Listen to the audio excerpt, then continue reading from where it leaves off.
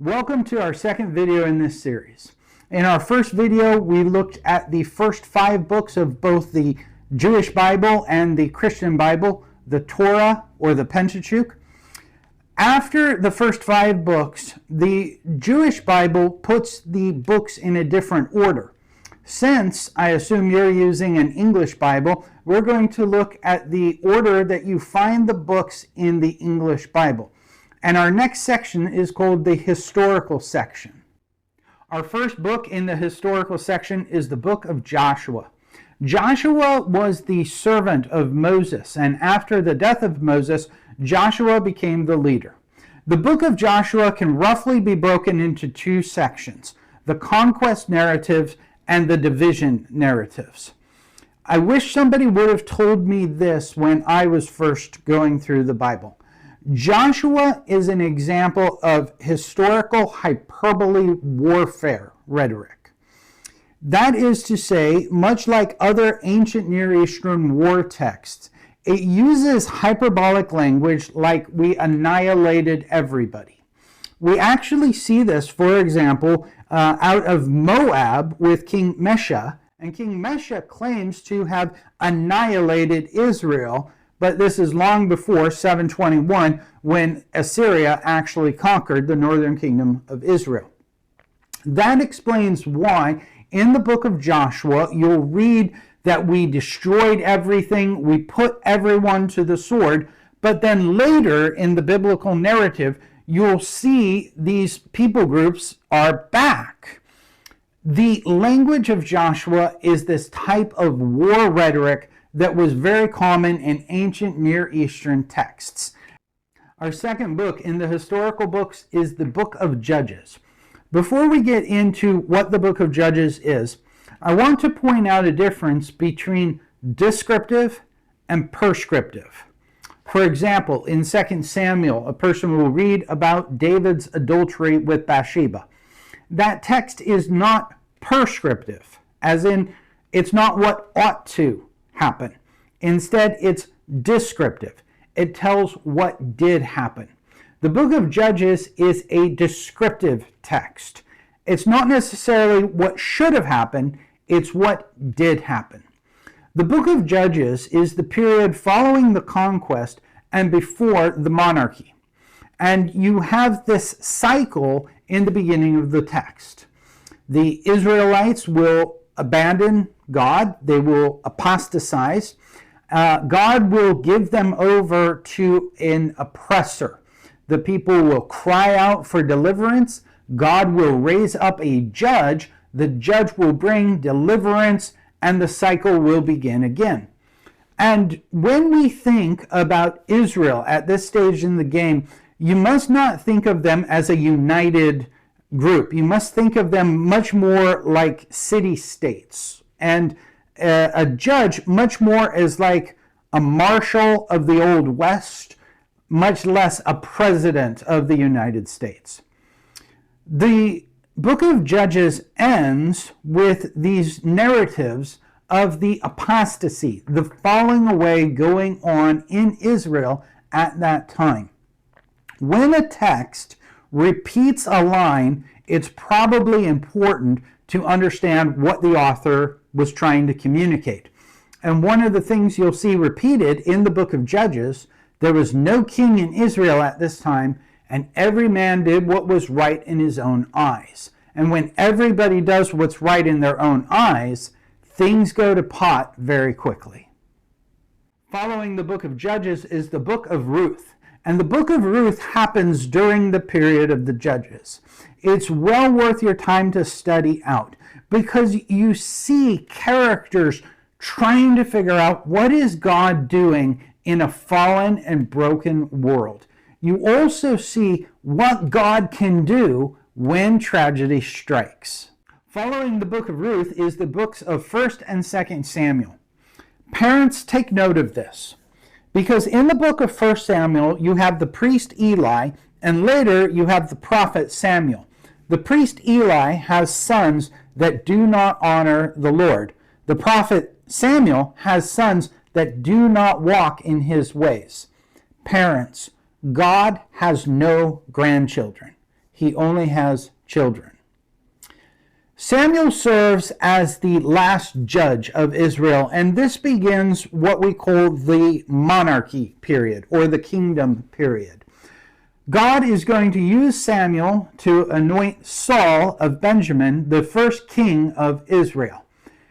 It doesn't go exactly how everybody would hope that it goes. By the end of 1 Samuel, Saul is dead, and 2 Samuel, David becomes king of Israel. David wants to rule as a godly king, but eventually the episode where he commits adultery with Bathsheba. Now, in this adulterous act, a child is conceived, and in trying to cover his tracks, David will eventually get Bathsheba's husband, Uriah the Hittite, murdered by the enemy. David thinks he's in the clear, but the prophet Nathan has to call him out for his sins. Sins always lead to consequences, and the rest of 2 Samuel is about the consequences that the house of David faces because of David's actions. 1 and 2 Kings follows 1 and 2 Samuel. In 1 Kings, Solomon, the son of David, becomes king, and he has an encounter with God, where he asks God for wisdom in ruling his people. He will go on to build the temple, which will replace the tabernacle. But following that, we see Solomon and his heart falling away from God and being led into apostasy. This will set the stage for the divided kingdom. The United Kingdom period is roughly from 1049 to 931, and there were 3 kings of the United Kingdom: Saul, David, and Solomon. The divided kingdom period begins in 931 and will last until about 722 or 721. That's recorded in 1 Kings chapter 11 and chapter 12. Following Israel being taken into captivity by the Assyrians begins the single kingdom period, 722-21 to 586, when Judah falls to the Babylonians. There's already been a theme in the biblical narrative that I've ignored until this point, and that is the prophet versus the king. We already saw this with Saul and Samuel. We see it with David and Nathan. But in 1 Kings, we meet Elijah, the prophet of prophets in the Jewish mindset. And he is a prophet in the perfect sense, in that he's calling the covenant people back to covenant faithfulness to their covenant God. And he does this in the face of a wicked monarch leading the people into apostasy. 2 Kings begins with the ascension, or the taking up of Elijah, and he's succeeded by Elisha, and we have the ministry of Elisha. 2 Kings records the fall of the northern kingdom and eventually the fall of the southern kingdom. 1 and 2 Chronicles.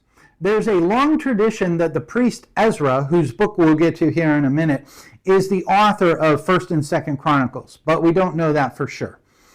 1 Chronicles roughly covers the information that we have in 1 and 2 Samuel, and 2 Chronicles roughly covers the information we have in 1 and 2 Kings, with some more details added. I want to draw your attention to 2 Chronicles chapter 30, which happens somewhere around 715 during the reign of Hezekiah. Hezekiah is going to have a Passover to the Lord, and he specifically invites members of northern tribes. This is after the Assyrian captivity, meaning that even after the Assyrian captivity, the tribes were still known and still existed, which doesn't fit terribly well with lost tribes theology. The book of Ezra is the beginning of the post-exilic literature. Babylon has fallen. The Persian king Cyrus the Great has allowed the conquered peoples to return to their land. And Ezra records the Jews returning to the promised land. This is critical and important.